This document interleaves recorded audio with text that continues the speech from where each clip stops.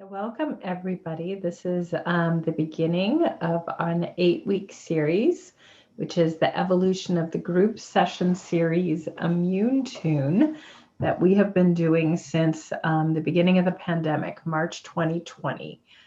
So we're excited to be evolving into something new, and this is the Renewal series. And we've also invited our vaccine reset course here as our guests to get the renewal of a full session. Yes, welcome everyone. So as Dr. Laura said, we've been doing this series since March of 2020. So that's about 14 or 15 months now. And it has been a great support for all of us during the pandemic in terms of working with our immune systems from an East and West standpoint, working with our stress levels, really working with the different energies in our body in order to balance ourselves on a weekly basis. So I know that it's something that I've looked forward to every week. And now that we are coming out of the pandemic, it's sort of seeing some light at the end of the tunnel, we thought it would be a good idea to rename the series. So instead of Immune Tune, we are Renewal. It doesn't mean that we won't be working with the immune system because as Dr. Laura will tell you, the immune system is everything, but we'll also be expanding into some new areas and really looking towards the future. So welcome everyone. And one of the focus of this series is now going to be really repair and renewal of all of the things that have been impacted by the stress and the conditions of living in a more restricted lockdown space for so long, with a lot of uncertainty about the future, from what's going to be possible next week to, when can I see my family, to is it safe to go to the grocery store. So all of this like long-term unpredictable stress creates an impact on mind, body, and spirit. And so Janet and I are going to use our East-West lens to work on renewing and repairing and rejuvenating impacted systems. So each week we will have a theme. We always tune in at a time and get the theme. And when we check in, we're really looking at two halves of the same issue from an East and West perspective. So even though we don't connect to make the theme up, the same theme appears at the same time to both of us through our East-West perspective. So I'm going to let Janet introduce the East themes of the day. Yeah, so as Laura says, lots of times we're definitely on the same wavelength, so to speak. And so in tuning in, this is an interesting subject. And so this takes us to Chinese medicine. It takes us to the 5 elements of Chinese medicine and kind of the seasonal fluctuations and how the body balances itself according to the seasons. And so of course, with our Immune Tune series, we really have been through more than 4 seasons now. And we came through this sort of long, autumn and winter period. And then as we climbed out of winter in the March time period, February, March, because we kind of climb out of one season a few weeks before the official start of the new season, we have a situation of what we call rising yang in the body. So, everybody's heard about yin and yang, and these are our sort of 2 dynamic forces in our body and in the world. And rising yang is the beginning of spring. And so we've seen this, suddenly we can go outside. It's not so cold. The rivers are running again, the new leaves, the buds, the flowers. So it's a rising energetic time. And the same thing is kind of happening within our bodies. So in Chinese medicine, when we're looking at the balance of yin and yang in our bodies, we hope that it's about 50-50, right? So we hope we have a good balance of yin, water energy, and yang, kind of the fiery, heating energy of the body. And we say if we're balanced, we've got sort of a 50-50 balance going, but of course that does fluctuate according to the seasons. So in the winter time, the yang kind of goes into hiding, almost like a hibernation, similar to what animals do in the winter. And then springtime, the yang comes forward. So with all of that as a background, one of the things that I got in sort of checking in on the yin and yang energy balance in the body is that our yang has not risen as much sufficiently in terms of how it usually does in the springtime. So usually we go from this state where, you know, yin energy is taken over and yang is just very quiet in the winter, maybe at 20%. And then as we go towards spring, it sort of rises and everything is, you know, opening and warming, and our yang energy comes up at a point, an acupoint called Ming Men, which is on our back at lumbar 2. And Ming Men is a source of yang energy. And so we are going to be focusing in, all that background is to tell you that we are going to be focusing in on Ming Men today and on some connections that Ming Men has to some different parts of the body in order to balance yin and yang. And then from a Western perspective, what I'm seeing is there's an impact of depletion from chronic stress, as well as a hyped up, more sensitive or reactive stress response.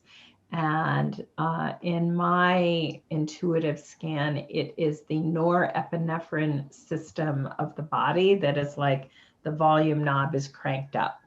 So what is the norepinephrine system? It is basically the stress mode of the nervous system, the sympathetic mode. There's a whole set of nerves that go down the spine and tell the whole body, hey, things are scary in the world. We know of this as fight or flight. But the sympathetic nerves then tell the adrenal to start cranking out a bunch of adrenaline, and the chemical names for the two hormones the adrenals make are epinephrine and norepinephrine. And so the whole, it's the brain's norepinephrine system and the adrenals norepinephrine system is just revved up a little too high and running as if every day is there's a potential mortal danger out there, is just very depleting for the body. And so we're going to look at what has amped up norepinephrine. It runs the heart too hard. It can take us into fear or worry or just more reactivity. And we're going to do a reset of this system. And then when Janet and I tuned in, we also saw impacts on the thyroid. And from my perspective, it's a metabolic impact. It's like all of this running of the stress system too hard is mucking with our metabolism. And so there's pudginess was the word that wanted to come in, like the pudginess of like being more sedentary, maybe not being able to do our normal exercise, maybe just sitting in front of Zoom or your computer more often. There's just a little metabolic imbalance that also needs to be addressed. Yeah. And then I also, the other theme that I got is between today and tomorrow, there is a full moon total eclipse in Sagittarius. So that is very auspicious energy, a lot of, you know, dynamic, passionate, spiritual energy. And this is between this moon and the next full moon. It is a high time for bringing things into being, bringing things into manifestation. So we're also going to work with those energies here. So, all right. So Now we are going to start our group session. And so Janet and I are going to kind of lead us through this, and then we will activate parts of the session as they come up. So I'm going to go ahead and start the session today, and I'm going to start in the brain. In the brainstem, there's a little area, and when you look at it anatomically, it's blue. So the Latin name for it is really, when translated, means blue lake. And it is the area of the brainstem that makes norepinephrine as a neurotransmitter.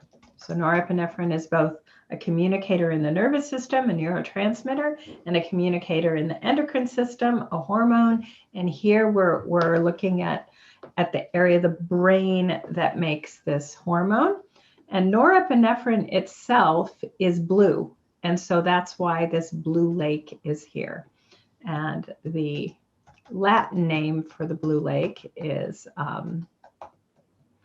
the locus ceruleus. So that is the anatomical term for this area of the brainstem. And when I look out there at everybody's production of norepinephrine, it's tending to be too high to way too high.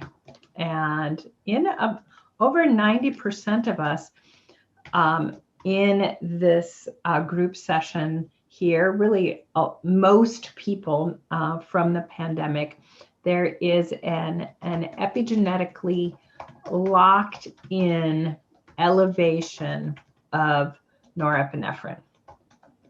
It's like our nervous system at the beginning of the pandemic looked out the window, decided things are different out there. They're just not safe the way that I'm used to. And then, time went on. Next week, our nervous system looked out there, went, still not safe.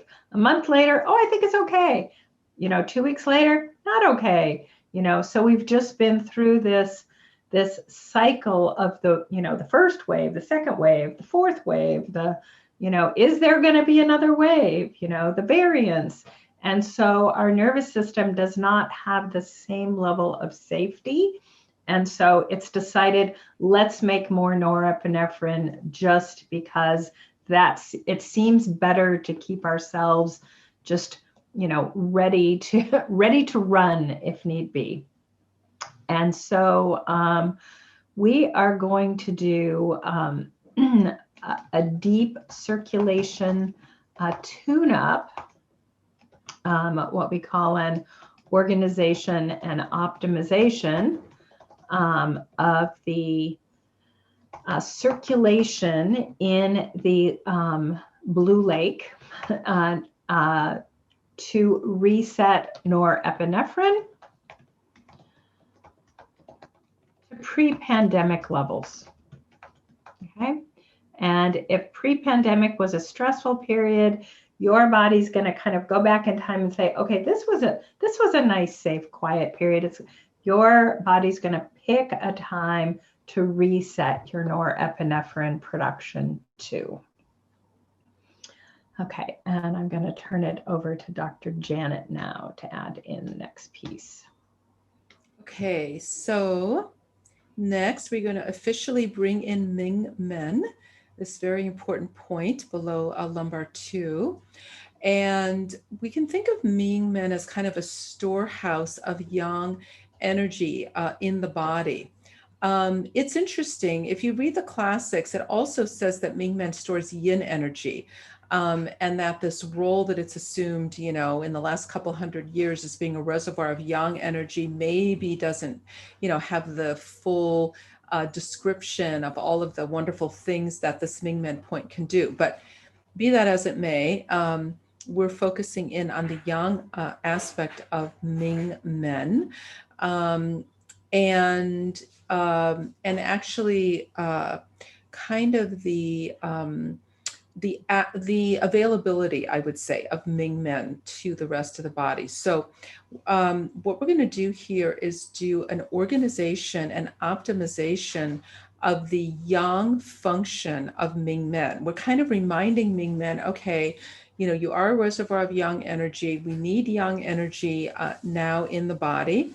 There's a little bit of a system-wide imbalance because whenever we're stressed, it automatically implies a yin or yang imbalance. On the one hand, you've got stress hormones going crazy, and so that's too much yang, usually in the wrong areas.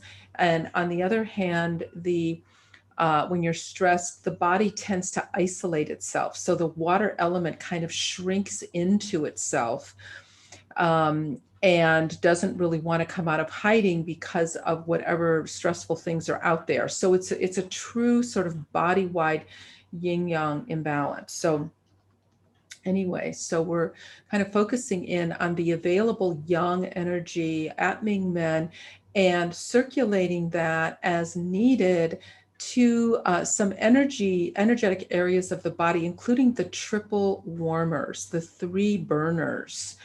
And so, of course, for those of you who know a little bit about Chinese medicine, you know that the 3 burners are this, there's sort of like 3 cauldrons in the body that are balancing fire and water at all times. The upper cauldron of the heart and lungs, the middle cauldron of the digestive system organs primarily, and then the lower cauldron, which includes organs of elimination as well as the kidneys. So these sort of 3 centers in the body, the, sort of upper, center, middle part of the body, lower part of the body, in order for them to be functioning in a healthy way, we have to balance the yin yang energy. And we call them cauldrons because they're kind of like, there's like a fire, a flame there that's trying to heat up water and circulate it to needed areas so that there is fire and water balance. Anyway, so the triple warmer is sort of coming in here, also sort of having the energy of Ming Men,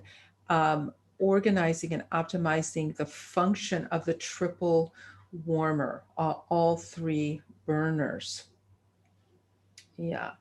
And then we have an emotional resolution coming in. So ER is an important part of Body Intuitive. Those of you who've been working with us for a while or have been students or taken any of our training know that everything is mind-body, so we can't just focus on physical aspects. We always have to look at mind-body connection. So emotional resolution is coming in order to address this kind of sense of sadness, and I don't really want to use the word depression, but it's more like, sadness over everything that's happened in the last year. And this, this situation we have now in place where it's like, is it safe? Yes, it is. Oh, no, it's not. Is it safe? Yes, it is. I think so. It's getting safer. Oh, no, it's not. So it's kind of back and forth. And we're, of course, tired of the whole thing. And there's lots of different emotions here. But sadness is coming up because when there is a yang deficiency, it's kind of like there's a deficiency of fire in the body. And the emotion that's associated with that generally is sadness. So we have that. And so I'm getting that the average kind of level of sadness for most people, and again, it fluctuates, but I'm getting that it's between a 6 and an 8. And we want to get that down to a 4 during the session. So that's the goal. And now we also have it's really a strategy coming in on ER, which is a resource. It's an acupoint, urinary bladder 42 Pohu.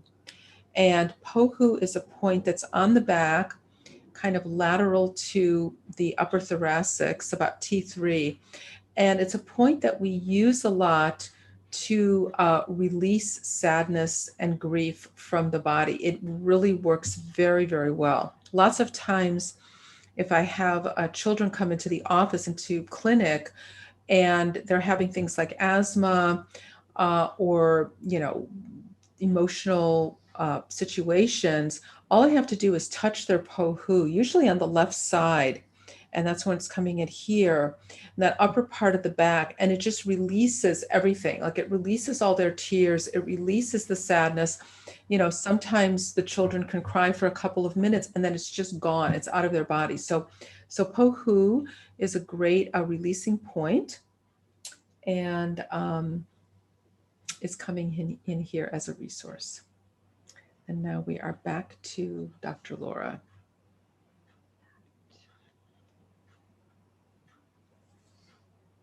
So now we are going to go into the endocrine system, and we're going to go to the thyroid. And we're going to look at, this is going to be not just the thyroid, but we're going to look at kind of the thyroid in the context of the whole endocrine system that is part of our metabolic hormone balance. So, and this is going to be an unusual this isn't going to be what you might have heard unless you know a lot about thyroid hormones, but we're going to balance the normal hypothalamus pituitary thyroid hormone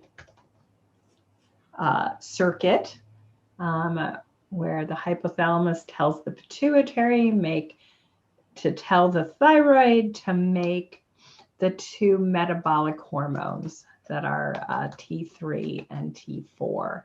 But we're going to extend this a little more, and we're going to go to the liver. So some of the organs are part of the thyroid hormone balance in the body, the metabolic balance in the body, because the liver makes what I call the nemesis of the thyroid hormones, reverse T3. Okay, reverse T3, and T3 is 10 times more active than T4. So most of our, the fires of our metabolism that probably have a counterpart in these three burners. If you've got a hormone that's called reverse T3, that is the nemesis of T3, it means that reverse T3 sits on the cells and it pushes away T3. So T3 cannot stoke the fires of metabolism. It's like an obstacle. It's a blocker. So several organs make reverse T3, but here I'm getting the priority for the liver's role in blocking metabolism. And we make a lot of nemesis to metabolism, reverse T3. And sometimes it's called Rev T3 when we're stressed. There's many situations like toxins amplify reverse T3, but stress also amplifies reverse T3. And so just this, the whole, I saw it with an norepinephrine. Janet saw it in the emotional resolution. We're going to see it now in the metabolic system of the thyroid hormones going all the way to the liver, to this obstacle to healthy metabolism. It's like, being stressed and then things are okay. And then, read the newspaper or look at what's happening here. It's just been this cycle of unpredictable, stressful waves of things happening all over the globe. And so if one area is safe, another area is in bad shape. And when that area is better, the areas that were safe are bad. So it's just this cycle of uncertainty has really mucked up this metabolic system. And we're going to bring in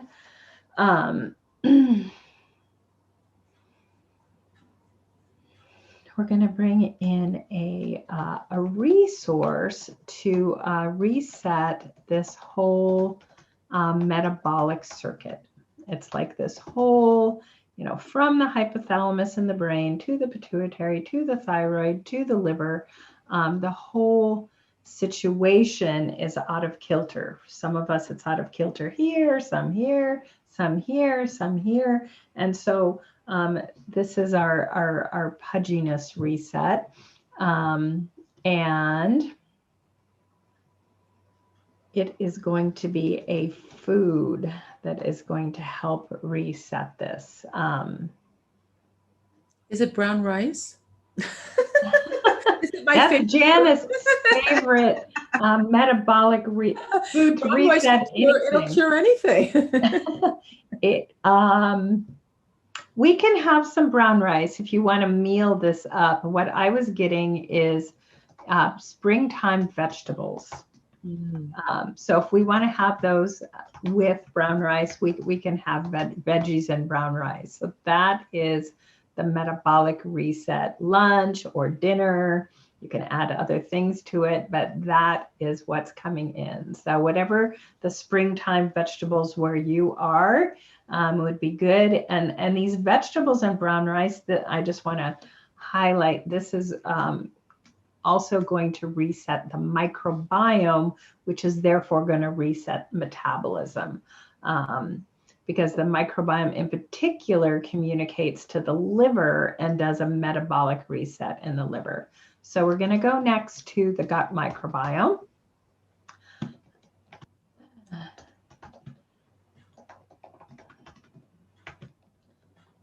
Because this resource of the springtime vegetables with brown rice is going to be resetting the next destination of the gut microbiome as well. We're going to be in the small intestine, and we're going to be boosting sometimes they're called the lean metabolism bacteria, the ones that promote healthy metabolism, lean, healthy weight. It's like all of our, the issue here has been the food and drink pandemic coping strategies, whatever yours might have been and might still be. My intake of sugar and chocolate has gone up quite a bit over the past year, I'd have to say. It's like, I feel like I must have chocolate after dinner. So whatever your pandemic coping strategies, that's the context that has triggered imbalance and depleted the lean metabolism bacteria.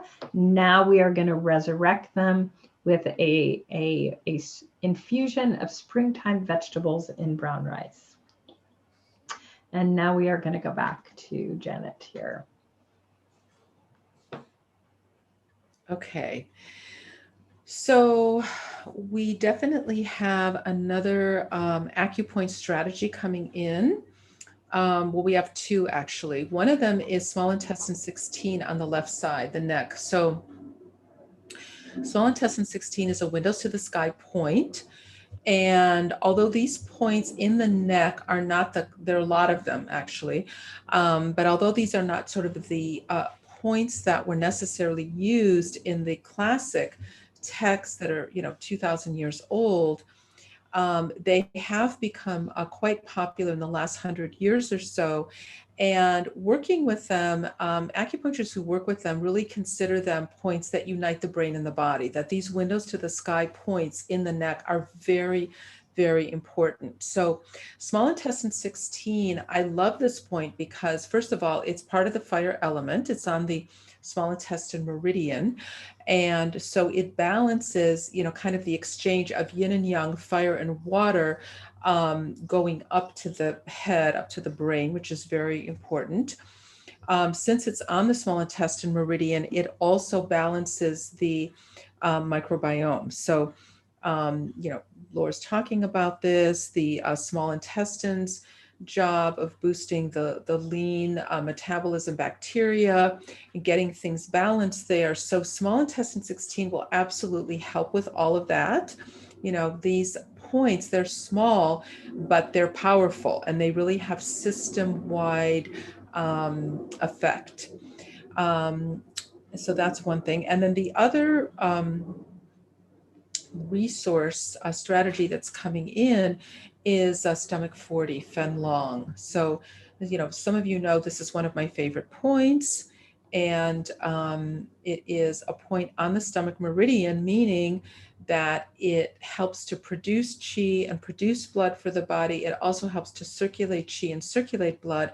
And so of the 12 meridians, the stomach meridian is the only one that does all four of these things simultaneously. So any points along the stomach meridian are very important. And then stomach 40, Fen Long, also has the added value of helping to remove dampened phlegm in the body. So, you know, Laura's talking about increase in chocolate intake, increase in sugar.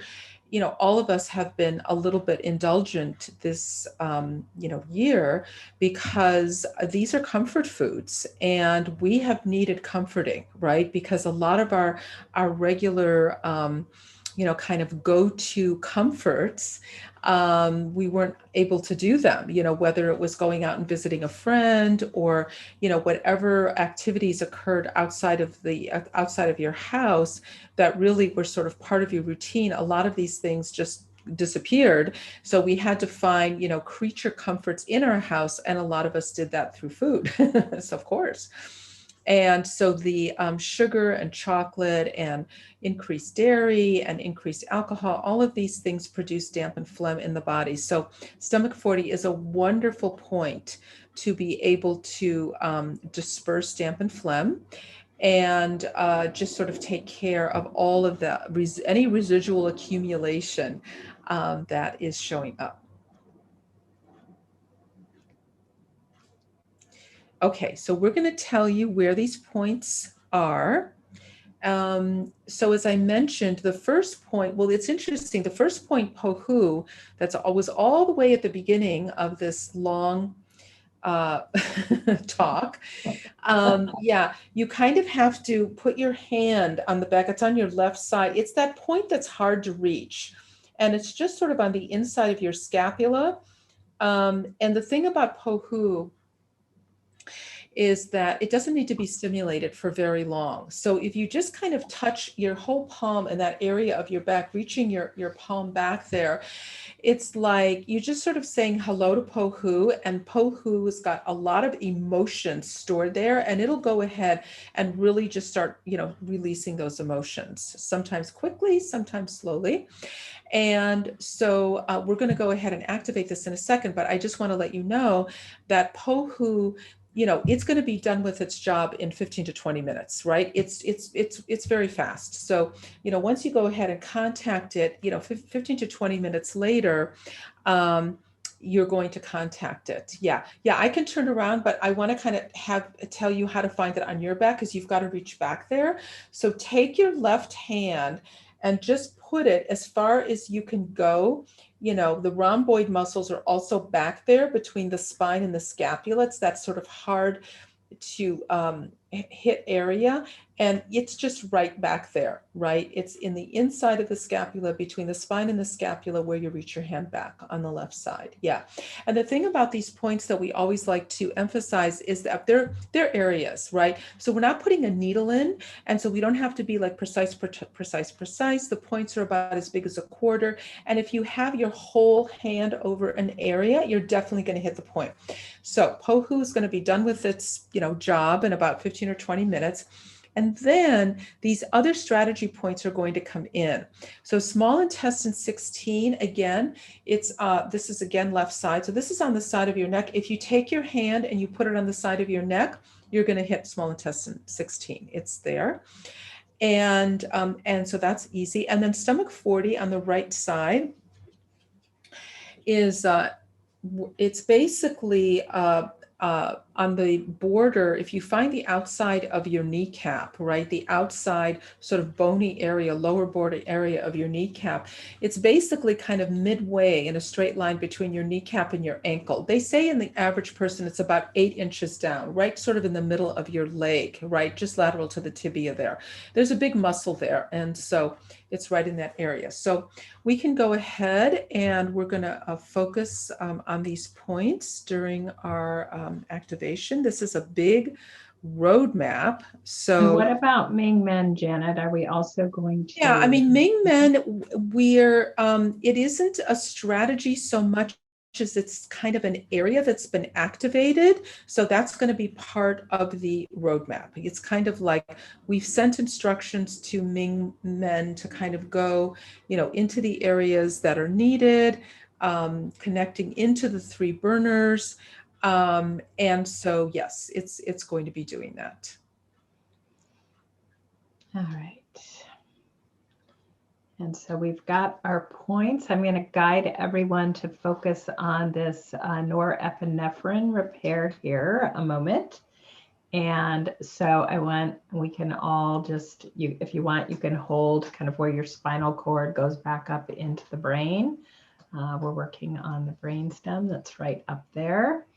And just bring your focus to the cycle of stress around safety. What is safe? What is not safe? That has been going on, kind of the stepping forward, stepping back for, over a year now. So you can go back to a time when things were at their peak of danger for you. Okay.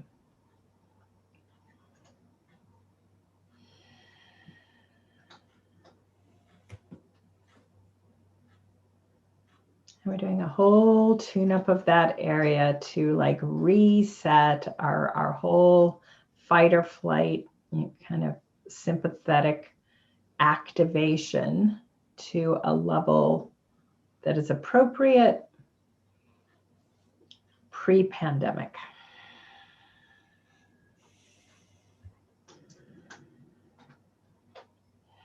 And if you know the emotional resolution technique, you can do the sweeping breath now. Everyone else is just going to focus on exhaling out with every exhale any sadness that you've experienced from disconnection, loss.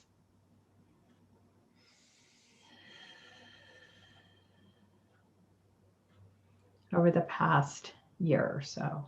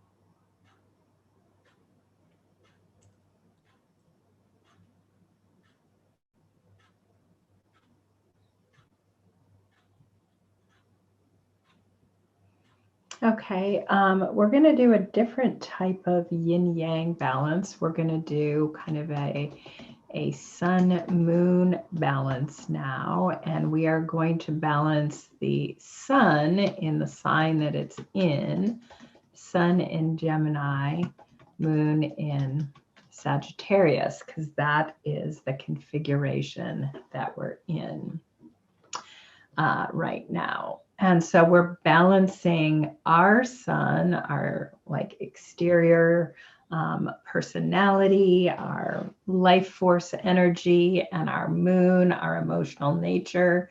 And then we're also balancing the aspects of Gemini and Sagittarius.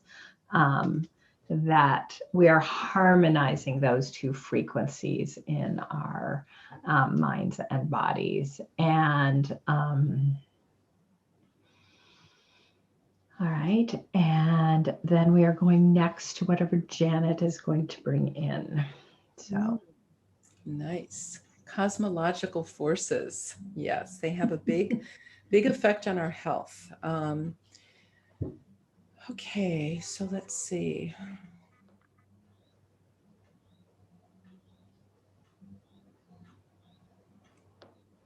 Okay, so I'm in the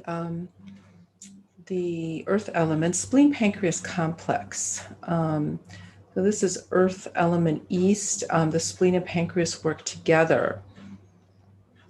So I guess now, yeah, we are about what, 3 to 4 weeks out from the actual summer solstice. And so what happens then, according to Chinese medicine, is that we enter into it's a transitional time where the seasons are trying to make up their mind. Like, is it still spring? Is it really going to be summer? So sometimes we have these unseasonable hot days, then it goes back to being cold again. So it's back and forth. So the back and forth is what we call an earth element period. And so then the organ systems within the earth element, which are spleen, pancreas, complex, and stomach, can be in the spotlight during these times. So I'm getting that we have to take a little bit of extra care with our spleen, pancreas, which might have been one of the reasons why the rice came up, because rice is a great stabilizer to the body. It stabilizes the earth element. And one of the references to the earth element in Chinese medicine is the field of rice, right? The granary field. So, and so a little bit of rice is an important staple food. And so I guess we're in spleen east, which is the spleen pancreas complex, and we're in the sort of extraction of qi and blood, and the extraction and the building of qi and blood from the nutrients in the food, and then the transportation of these nutrients to different parts of the body where they're needed. And we're bringing in a resource, and the resource is the frequency of brown rice. Some people are scared of rice. Yeah. So I know this can be a very controversial subject. Yes, we're not naming any diets here, right? But some people, because of the dietary guidelines that they follow, are actually scared of rice. And I've come across many patients over the years who are scared of rice for various reasons. And then in order to really balance their earth element, I have to recommend that they eat 2 to 4 spoonfuls of rice a day. And so some of them do, and some of them don't. And the ones that do usually find that they feel a lot better because they've balanced out their earth element, which is in the center of their bodies.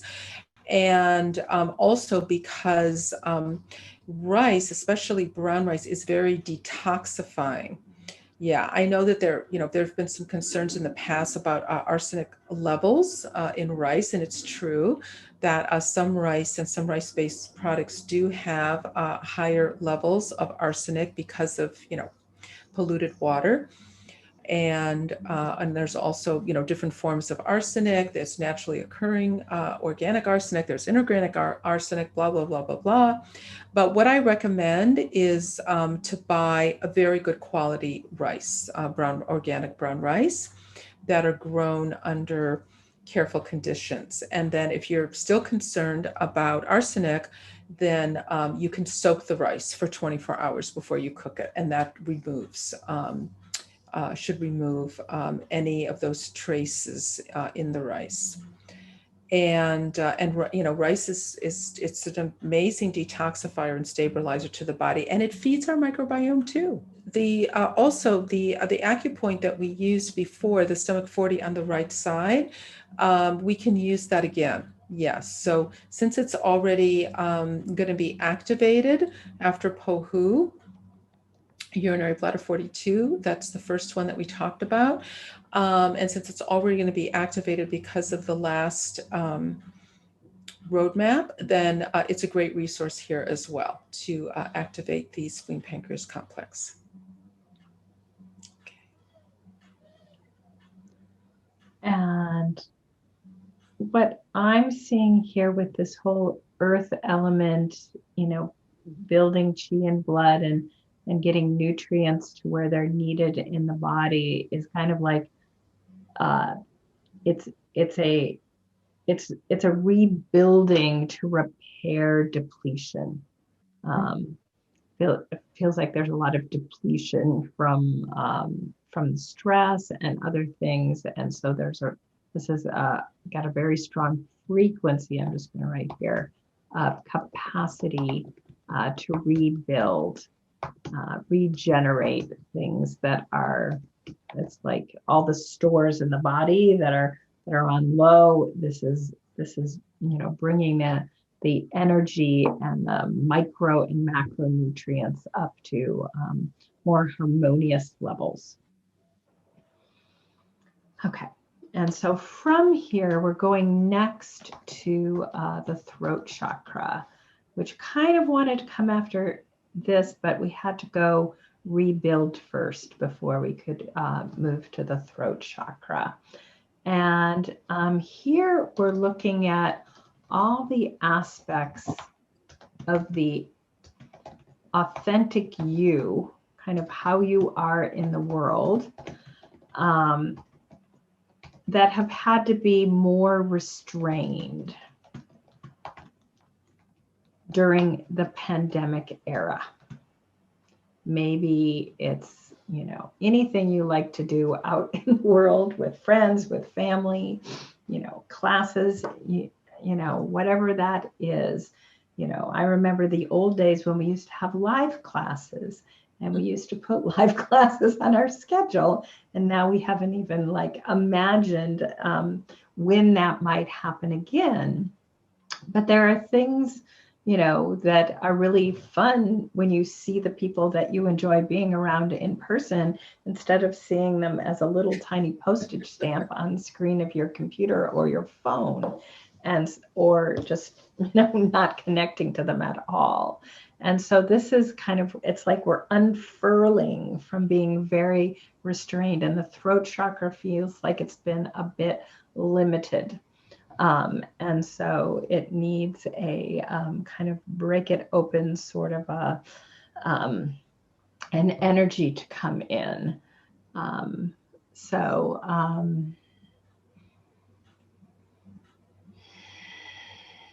there's going to be a resource for the throat chakra, which is going to be either, imagining, visualizing, or actually creating something that has not been possible for the last 14 to 15 months. So, I think what I'm going to do in this department is I'm actually going to go visit my dad, who I haven't seen in a year and a half. So whatever it is, that you can now maybe you can't quite do it, but maybe you can imagine that someday near or far, you're going to be able to step back in the world and do something that you haven't been able to do. So everyone can fill in the blank here, figure out what this would be for you. And that is going to be really the activity that you can either visualize or actually do to like get the throat chakra reactivated. It's like it's been going, you know, tinier, and we need to like fluff it back up again. Mm-hmm. All right, so now we're going to go back to Janet here. I have a good essential oil for the throat chakra. It's coming in as a resource, ylang ylang. And it's kind of like, I have a vision of the throat chakra like a lotus flower opening up, or like a flower opening. And ylang ylang is going to be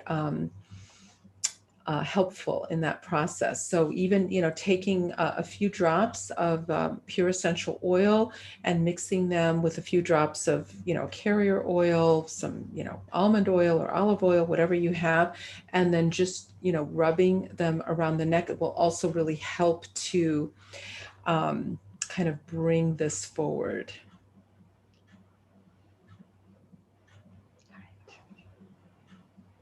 Right. Anything else you're seeing coming in here before we go ahead and activate this one? No, I think we can activate. All righty. So we've got our stomach 40 right side again. You can visualize the frequency of healthy arsenic-free brown rice coming in to stabilize and detoxify your spleen pancreas complex. And then everyone can take a moment to imagine and visualize something that you would like to do that has been more restricted. Just even if it's not possible yet, imagine doing it.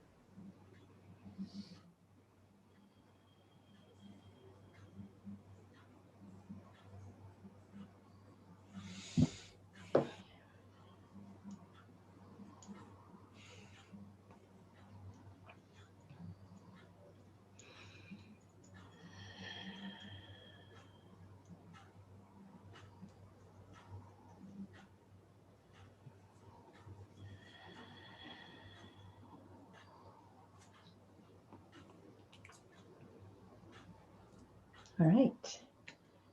And anything else, Janet, before we go to the tips of the week?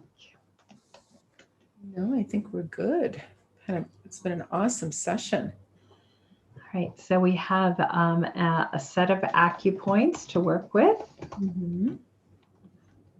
Yes. Oh, yeah. The thing that's good about using the ylang ylang on this area where the thyroid and throat chakra are is that you're also hitting a small intestine 16, one of our points for the day. So yeah, a lot of good areas here. I thought about that. And then we have stomach 40, and we have, that's right side, and POHU, urinary bladder, 42. Okay. Yes.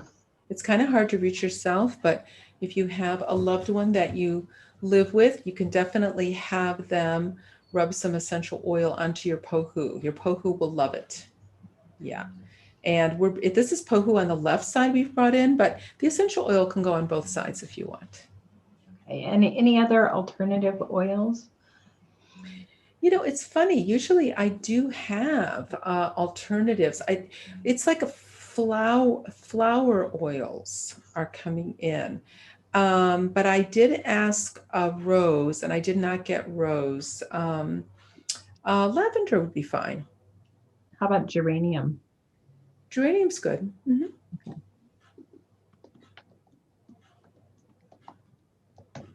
All right. And then we have our either visualize it or do something that has not been possible in the last year. Okay. And I think that is our set of tips. Well, we have our springtime vegetable with brown rice, either frequency or meal. our microbiome metabolic repairing. Yes. Springtime vegetables with or without the rice.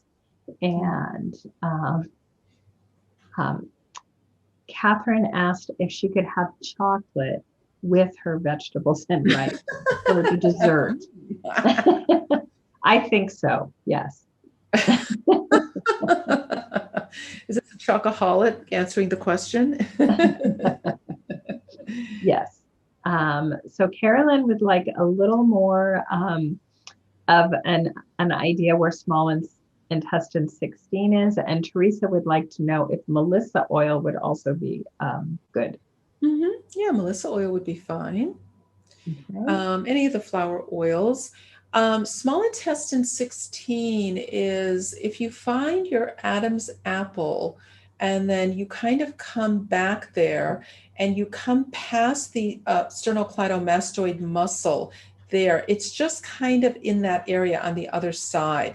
But again, it's better to, you know, really have the whole side because there's a bunch of points here. There's small intestine 16. There's also triple warmer 16, which is a great windows to the sky point. There's also large intestine 18. There's also stomach 9. So if you put your hand here, you're kind of hitting all the windows to the sky points, which is great. Yeah. Okay. Karen would like some examples of springtime vegetables. Well, I'm getting, as I said, asparagus. Anything else you're getting that would be good right now, Janet?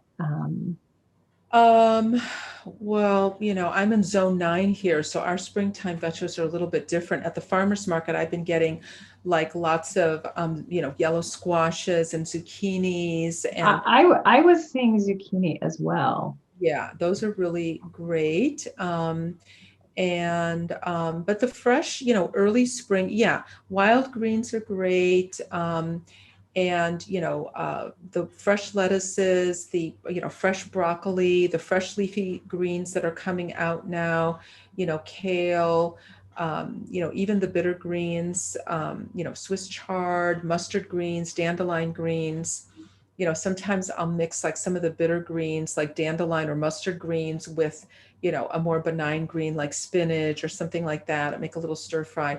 The main thing is fresh food, fresh organic food, you know, the fresh vegetables from that have just been grown and, you know, and, you know, or a little bit of organic rice. And it's just so stabilizing to the whole body and the microbiome. So Katie wants to put peas in the mix, and peas Teresa is would like to awesome. nominate arugula. Yes, peas and Yeah, you arugula know, I can go somebody in. made me a cold mint pea soup the other day. Oh, it is divine. Robert the chef. He is fantastic. So delicious. Yes, carrots are good too. Carrots are great. Oh, of Yeah, course. Carrots are always good. yeah. And We don't want to limit you on your vegetables here. yeah, yeah, whatever's fresh, whatever's in season, you know, enjoy. Amy would like to know if she could substitute quinoa for her brown rice. Yeah, I mean, quinoa is an excellent healthy grain. It does different things in the body than brown rice. It's not really a brown rice substitute, but if you find that it agrees with you more, that's totally fine. Okay, and Deanna has a question about the vaccine reset. And yes, you do a pre-session before vaccine one, a post-session after vaccine one, pre-session before vaccine two, post-session after vaccine two. And again, these sessions, they're like 5-minute sessions, so that they're very quick. Hmm. Usually the first West one is the longest one, but uh, Right. Yeah, for but that me. doesn't take very long. No. They're quick Um, sessions. and then Eugenia has a comment about the yang in this spring versus last year. Janet, if you want to. Yeah. Well, you know, it depends what part of the country and what part of the world you live in. And so I like to say that, you know, for a long time now, the eastern and western parts of the US have had a yin and yang imbalance weather-wise because we've had sort of too much water, right, in the east, floods and hurricanes and all of that. And then we've had a lot of dryness and drought in the west. So in that sense, our country, the US, has been experiencing a lot of systemic yin yang imbalance. And so in Chinese medicine, health is about really being able to use the outer resources of climatic factors, healthy food, the elements, the sun, the rain, the wind, as it comes up, and also being able to tolerate a certain amount of extreme weather without becoming internally imbalanced yourself. So that's what we try to focus on. And we try to always balance out the body, yin and yang, through these sessions. That's why we think that they're so important weekly, because although they're, in some ways, it's almost like a meditation. People are almost like in a meditative state, as we're talking, and your body is listening and it's sort of incorporating the different changes. And it's in hopefully a relaxed state during this hour. But it's a reset for many systems of the body. So you see all the different territory we covered today, and we really are resetting a lot of systems, and you're good to go for a week, unless there's some major, situation. So Yes. And yeah, so thank you all for joining us today. You can see what we do in these group sessions. There's a lot of little, what we call pearls of East-West wisdom, because we teach as we do the session, and yet we get the healing of the session, and we get our tips of the week and our new fun acupoints, and sometimes food or other projects to do. And it's great to be in this community on a weekly basis. So thanks for joining, and we hope to see you next week. thanks everyone so much for being here. Lovely to see everyone.